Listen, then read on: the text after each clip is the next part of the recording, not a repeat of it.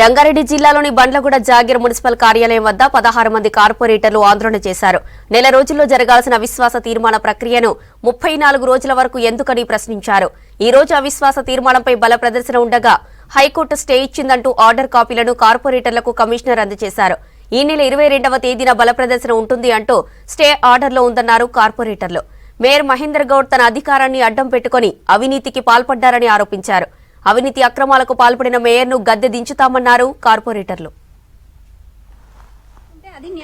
ఇప్పుడు 16 మంది చేస్తున్నారు అన్నప్పుడే, మీరు 22 వార్డ్స్ లో ఒక 16 మంది చేస్తున్నారు అన్నప్పుడే దాంట్లో ఎంత నిజం ఉన్నది మీరు గమనించాలి. ఇప్పుడు ఒకరిద్దరు వెళ్ళారు, ఒక నలుగురు వెళ్ళారు అంటే డబ్బులకు ఆశపడి వెళ్ళిండొచ్చు.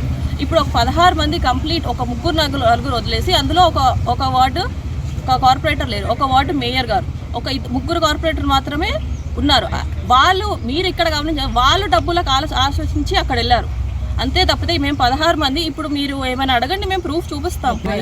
రీజన్ చెప్పండి మాకు, మేము ఇప్పుడు రీజన్ చెప్పండి. మేము డబ్బులు తీసుకొని చేయడానికి మాకు రీజన్ ఏముంది? వాళ్ళే ఆఫర్ ఇస్తున్నారు కదండి, ₹1 కోటి ఆఫర్ ఇచ్చారు ఒకరొకరికి. అయినా ఎవ్వరు కూడా ఆశపడకుండా అందరు న్యాయం వైపు, ఇప్పుడు ప్రస్తుతం న్యాయం వైపు ఉన్నారు అందరు. పర్టికులర్ పర్సన్ని, మేయర్ని కుర్చీలోంచి తీయడం మా ధ్యేయం కాదు, అవినీతిని తీసేయాలి అనేది మా లక్ష్యం. 16 మంది కార్పొరేటర్లు గత నెల 12వ తేదీన కలెక్టర్ గారికి అవిశ్వాసంపై నోటీసు ఇవ్వడం జరిగింది. తర్వాత ఇది పరిశీలించిన కలెక్టర్ గారు తనకున్నటువంటి విచక్షణాధికారంతో వారు ఫామ్ 2లో జనవరి 31న నోటీసులు జారీ చేయడం జరిగింది. అంటే అవిశ్వాసానికి ఇచ్చిన ఫామ్ 1 నోటీసు ప్రకారం ఫామ్ 2లో సభ్యులకు నోటీసు అందజేయవలసిందిగా కలెక్టర్ గారు జారీ చేశారు. జారీ చేసినటువంటి నోటీసుల యొక్క మేరకు మేము సంబంధిత కార్పొరేటర్లకు నోటీసు సర్వ్ చేయడం జరిగింది. సర్వేను తిరిగి కలెక్టరేట్ కూడా సమర్పించనైనది. బూరా మహేందర్ గౌడ్ గారు వారు కోర్టుకు వెళ్ళిన సందర్భంలో కోర్టు దాన్ని పరిశీలించి స్టే ఆర్డర్ని విధించడం జరిగింది.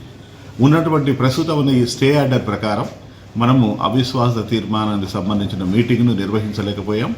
కోర్టు పరిధిలో ప్రస్తుతం ఇష్యూ ఉంది కాబట్టి ఫర్దర్ భవిష్యత్తులో కోర్టు తీసుకునే నిర్ణయాన్ని ఆధారంగా కోర్టు యొక్క ఆదేశాల మేరకు అవసరమైన చర్యలు తీసుకొని దానిలో భాగంగా మా వంతుగా మేము బాధ్యత